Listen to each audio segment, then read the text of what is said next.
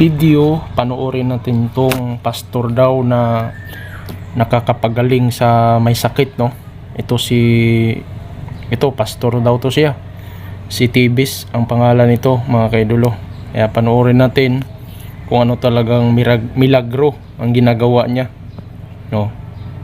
Lagyan natin ng komento to para sa ganun makita natin kung ano talagang milagro ang ginawa nito, mga kaidolo. Tara, let's go.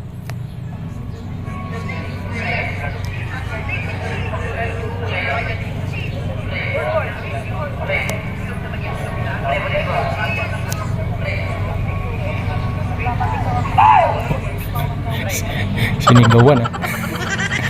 Ikaw ba di magulat na sinigawan? Oh. Dami talagang kuwan siya, oh. Daming mga alalay, no, nagdadasal. Pero alam nyo, ang Panginoon, siya lang isa nun, walang ibang kasama siya. Ibig sabihin marami siyang kuwan. Yan. Kung ano talagang ginawa nito.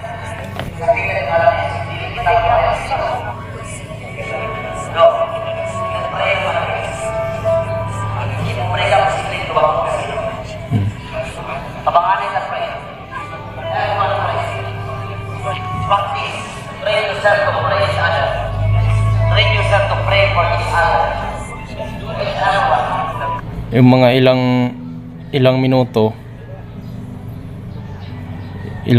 mga kaidolo. Yan, oh. Oh. Yeah. Tingnan nyo yung ginawa, oh. Binango, no. Lupit, oh. Pero napipilitan to. Sobrang sakit pang kuwan ito. Hindi pa talaga totaling magaling. Pinatayo. Pero yung mukha mga kaidolo, pero ang mukha iba yung mukha. Parang napipilitan siya, sabi niya, hindi pa to, wala pa tong bayad.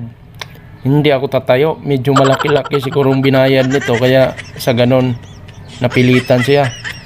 Ngayon, ito ang masasabi ko. Kung tunay kayong nakakagaling na may sakit, dapat doon sa ospital, puntahan nyo lahat ng ospital kung tunay kayong nagkagaling ng sakit. Yan yung challenge ko sa inyo. Yung mga pastor dyan na nagpapagaling sa mga may sakit, ang challenge ko sa inyo, puntahan nyo yung mga ospital na maraming sakit. Hindi yung dyan ka magkuhan sa mga barangay-barangay, pwede nyong sabihin na babayaran kita. O, tiyan mo, yung mukha niya, no? Diba? Napipilitan yan. Sobrang sakit yan. Hindi pa talaga totally gumaling. Kasi yung ginawa ng Panginoon natin, talagang paghipo niya, magaling na agad. Ito, medyo may ginawang kakaiba ito na hindi natin alam kung paano nila kinuhan to. Nakahiga daw, pero nakakatayo talaga yan. Ganyan na may sakit, nakakatayo, nakakalakad. Hindi pa yan totally na kuhan talaga. Na ito lang challenge ko, ha. Punta kayo sa mga ospital na may sakit, may cancer, may mga kuhan na hindi nakakagaling o stage 4 lahat. Punta kayo doon, maraming may sakit doon, yung ipalabas nyo yung kapangyarihan talaga ng tunay, kung talagang may kapangyarihan kayo katulad sa Panginoon, di ba? Ito, nagpaparami lang yan ng membro para sa ganon, yan yung yayaman. Kasi sa 100,000 na membro, once na magbigay ka lang ng 10